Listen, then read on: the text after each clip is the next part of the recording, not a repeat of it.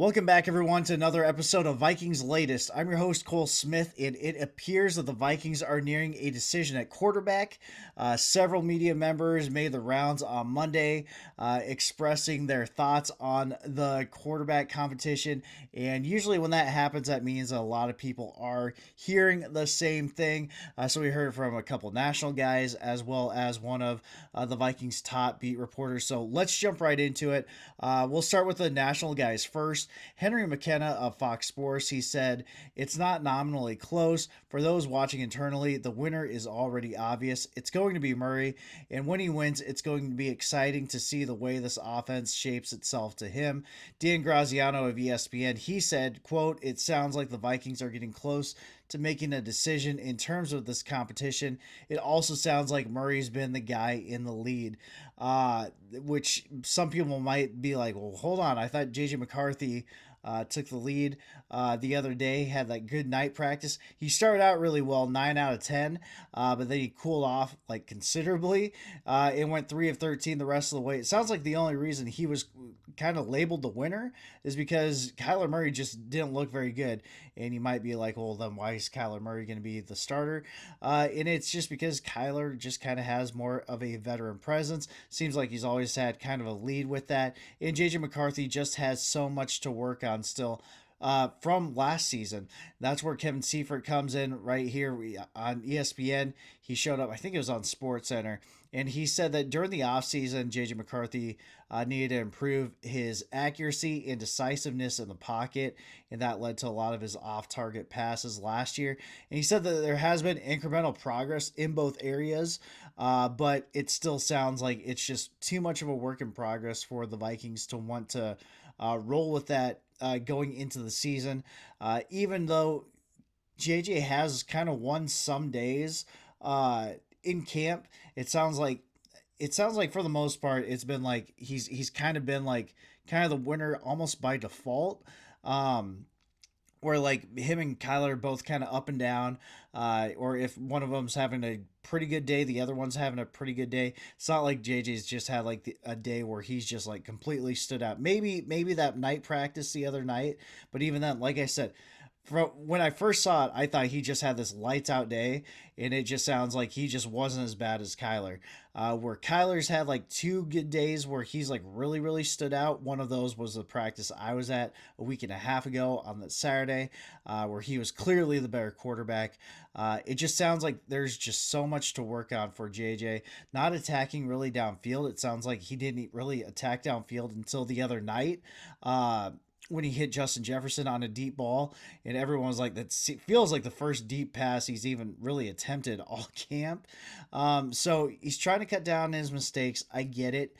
He is making some improvements in everything. It just sounds like the trust is in Kyler Murray. And remember, Kyler is still getting acclimated to the offense, and he is working against a Brian Flores defense that has been in place here for going into its fourth season now.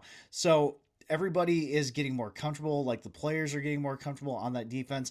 They can communicate really well. I think Josh Metellus was talking about how like he can just kind of give like Blake Cashman like a look, and they just know like that they're gonna like kind of switch up a blitz or something. So like the defense is just really operating on the same page. That makes things really difficult on the quarterbacks.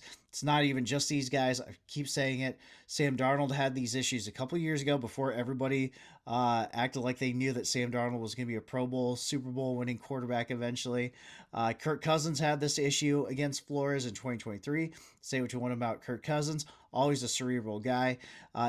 We will know a lot more about Kyler probably as the season goes on because it's also a complicated offense, but the Brian Flores defense, it makes things difficult on all quarterbacks, and Flores isn't going to ease up just because the quarterback on the other side of the ball is a quarterback for his team. We know how Tua feels about Brian Flores in his approach to quarterback. So sounds like it is starting to get close to a decision being made at quarterback, in that it will most likely be Kyler Murray as QB1.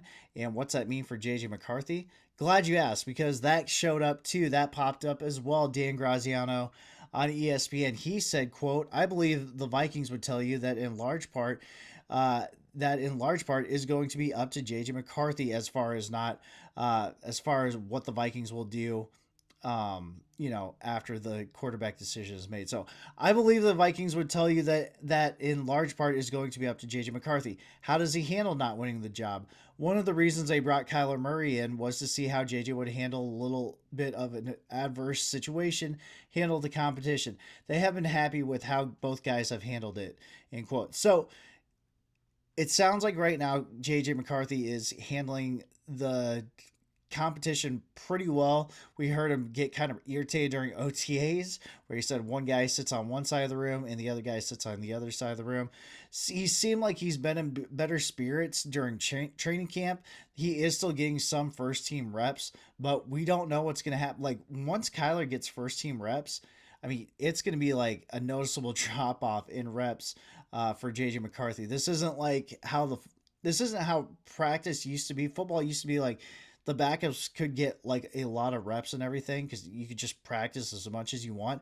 There is only so much time for these guys to get reps. So I mean, not once they name Kyler the starter, they're going to have to really start trying to get him up to speed and everything. So they're not going to be able to be subbing in JJ McCarthy.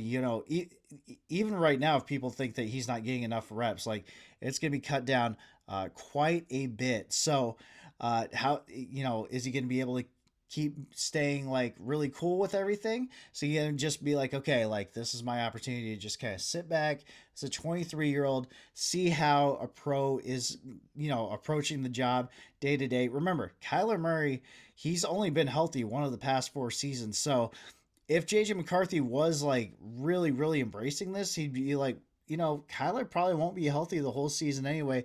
I got to be ready in the event that there is an injury. However, I do can't I say that, but then I keep coming back to the fact that I still think it's gonna be Carson Wentz. He's gonna be QB2 off the bench, just because he just barely practices, and then when he comes in, he just kind of just delivers.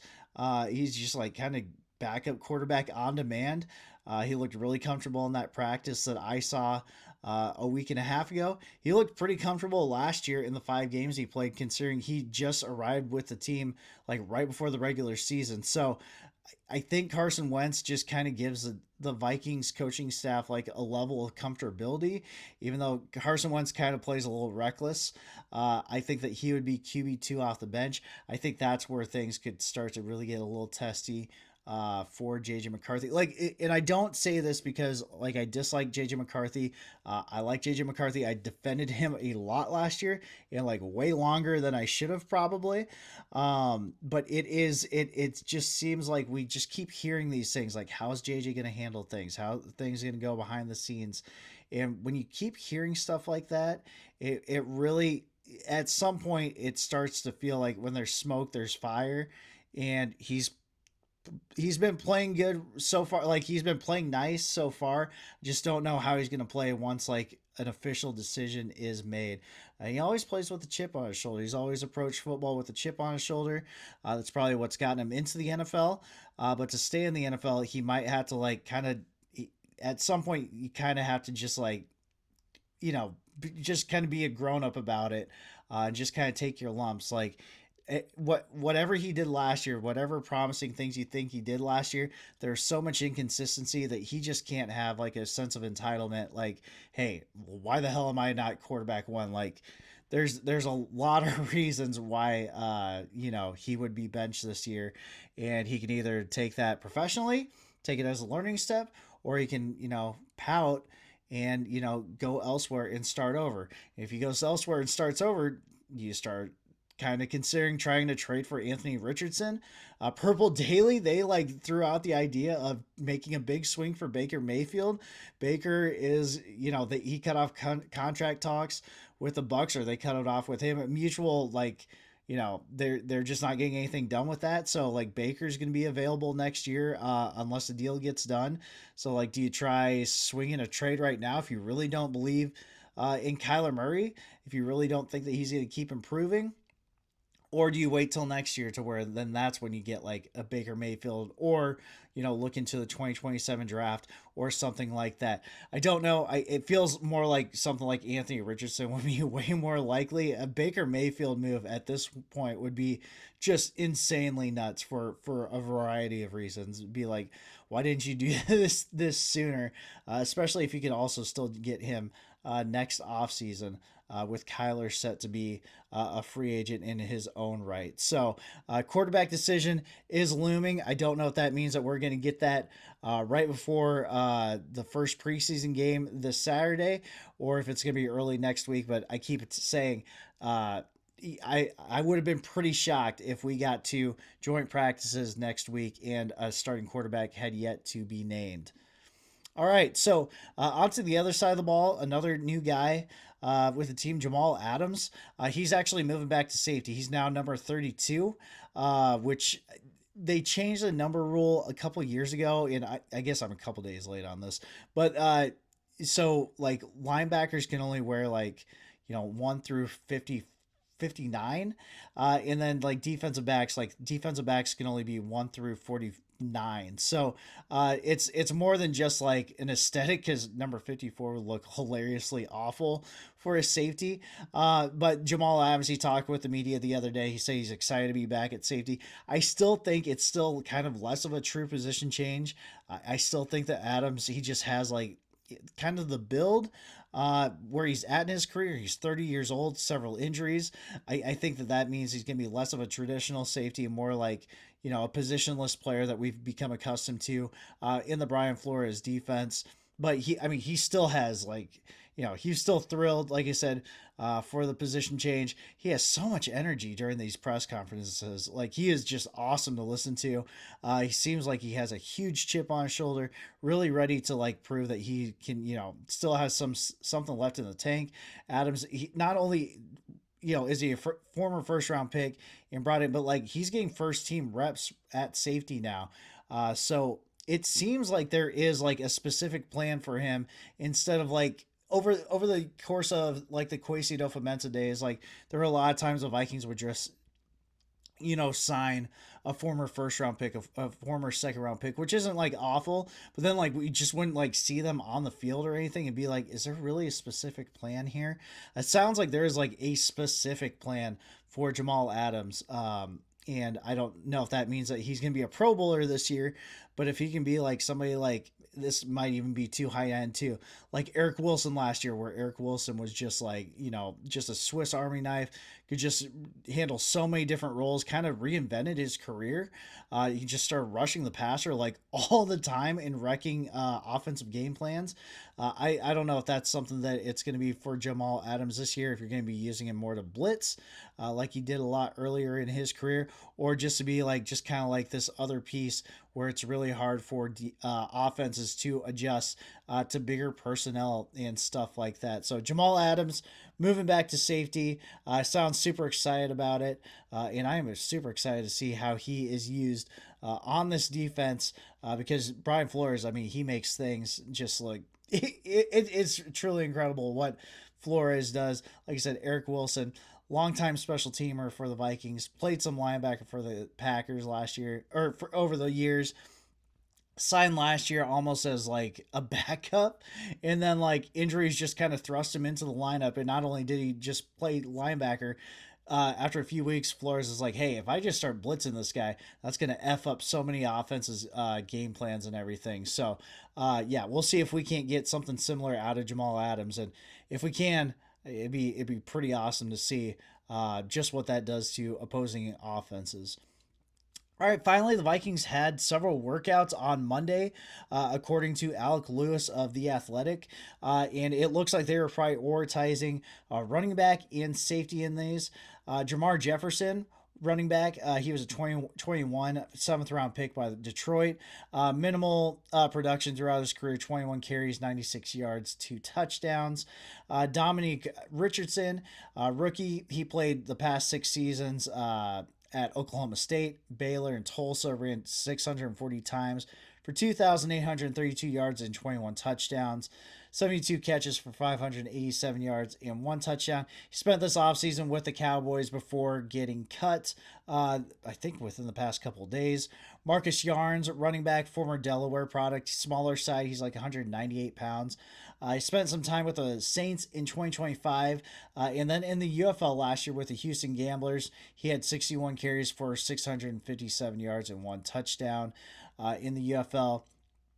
And then at um, man, we some weird stuff going on right here. Okay, Glendon Miller at safety, is 6'2", 207 pound Maryland product who spent the 2025 season with the Houston Gamblers. Wande Owens, he was a UDFA with the Bills last season. Interestingly, he played 3 seasons at Yale before his final season in 2024, where he played at New Hampshire. So I'm assuming this dude's like super, super smart. So we'll see what happens with that. I mean, safety seems to be like really, really prioritized in the Brian Flores defense. Needs smart players. Yale, I mean, you don't get to Yale unless you're really, really smart. So even if you have a football scholarship, you got to have some degree of some intelligence there. So we'll see what that translates to on the field. And then DQ Smith, he's a rookie, played the past 4 seasons at South Carolina. Had 2 sacks, 5 interceptions, so kind of like a versatile piece. Don't know if this means that these guys are really going to be threats to make the final roster, but you never know. I do just find it interesting that it's 3 running backs, it's 3 safeties, like clearly a plan. Like, are you just trying to get like some camp bodies, just to get some guys like on the field and be able to take some hits, take some reps off of the starting guys? Or like, are you like, do you think that you have something in like 1 or 2 of these guys?